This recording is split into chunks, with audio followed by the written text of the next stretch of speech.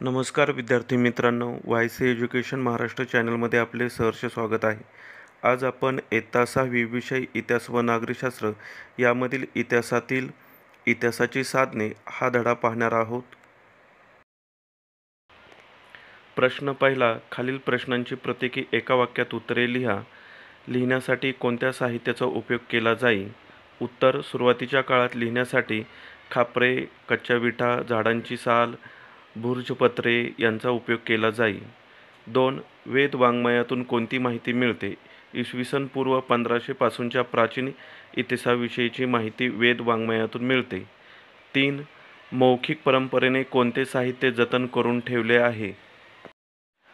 उत्तर, ओव्या, लोकगीते, लोककला असे साहित्य प्रकार मौखिक परंपरेने जतन करून ठेवले आहेत। प्रश्न क्रमांक 2, खालील साधनांचे भौतिक, लिखित व मौखिक साधने यात वर्गीकरण करा। ताम्रपट, लोककथा, मातीची भांडी, मणी, प्रवास वर्णने, ओवी, शिलालेख, पोवाडा, वैदिक साहित्य, स्तूप, नाणी, भजन, पुराण ग्रंथ। यामधून भौतिक साधने मातीची भांडी, मणी, स्तूप, नाणी। लिखित साधने ताम्रपट, प्रवास वर्णने, शिलालेख, वैदिक साहित्य। मौखिक साधने लोककथा, ओवी, पोवाडा, भजन, पुराण ग्रंथ।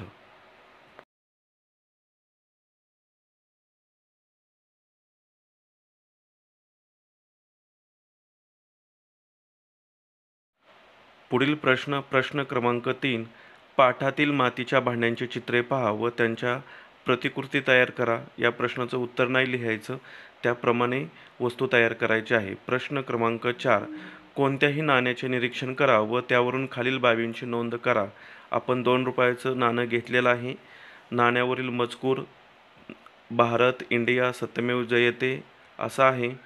वापरलेला धातू कुप्रो निकेल। नाण्यावरील वर्ष 2012।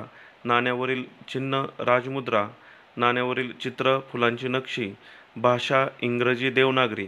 नाण्याचं वजन 4.5 ग्रॅम आहे। आकार गोलाकार किंवा वर्तुळाकार।